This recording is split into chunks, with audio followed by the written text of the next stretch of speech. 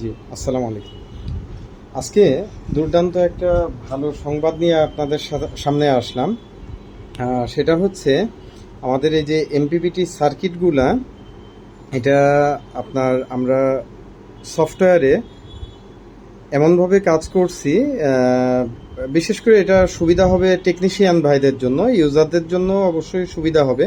তো বিশেষ করে টেকনিশিয়ান ভাইদের জন্য এটা সুবিধা হবে। তো আমাদের এটা এখন জিরো ভেরিয়েবল, অর্থাৎ টোটালি ভেরিয়েবল লেস।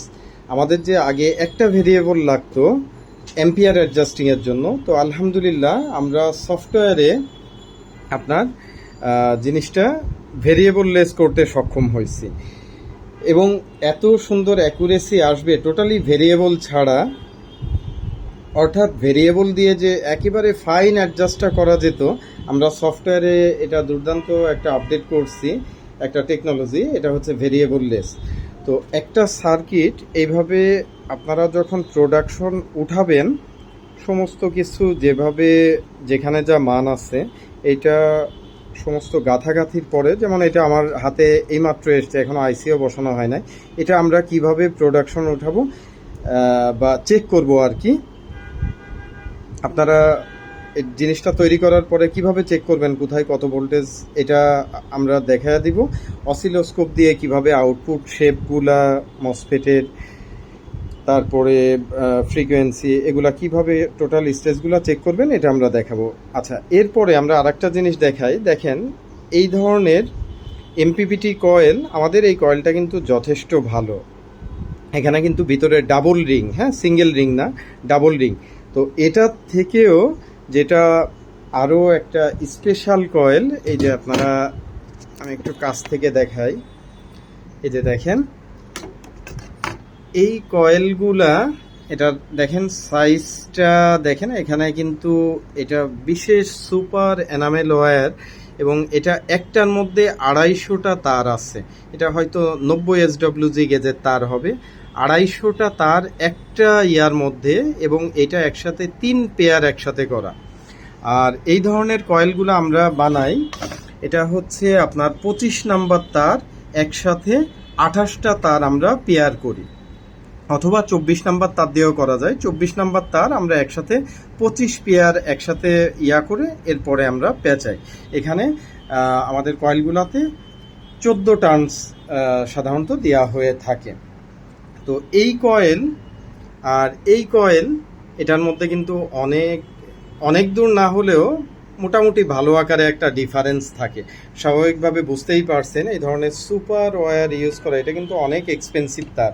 এই তারগুলা সাধারণত ভালো কোয়ালিটির তার 1500 টাকার আশপাশে হয়ে থাকে, সেখানে এই তারগুলা কিন্তু আপনার 2000 টাকার উপরে কেজি দাম। হ্যাঁ, তো আমরা খুব চেষ্টা করতেছি এই তারগুলা চায়না থেকে বিশেষভাবে অর্ডার করে আনার জন্য। তো আমরা সামনে ইনশাল্লাহ আশা করি আপনাদের এই কয়েলে আমরা আপনাদের এমপিপিটিগুলা দিব। তো আসেন, ভিডিও আমাদের বড় হয়ে যায়, আমরা একটু ছোট করার চেষ্টা করি। এখানে আমরা একটা এলইডি তার লাগানো হয়েছে, এই জিনিসটাও একটু দেখাবো। ডিএসপি সেন্স, এটা অর্থাৎ এসি চার্জিং অন অফ করা ডিএসপি আইপিএস এর। এটা শুধু যে ডিএসপি আইপিএসে করা যাবে এমন না, আপনি যে কোনো মডেলের আইপিএসে এই লজিকটা খাটাইতে পারবেন। যেহেতু আপনারা টেকনিশিয়ান, আপনারা যথেষ্ট দক্ষ, আমি এখানে সাধারণভাবে বললে আপনারা ইনশাল্লাহ বুঝে যাবেন। তো এই লাইনটা এসছে কোথা থেকে, আমি এখানে এলইডি লাগায় আপনাদের লজিকটা বোঝানোর জন্য করা হয়েছে।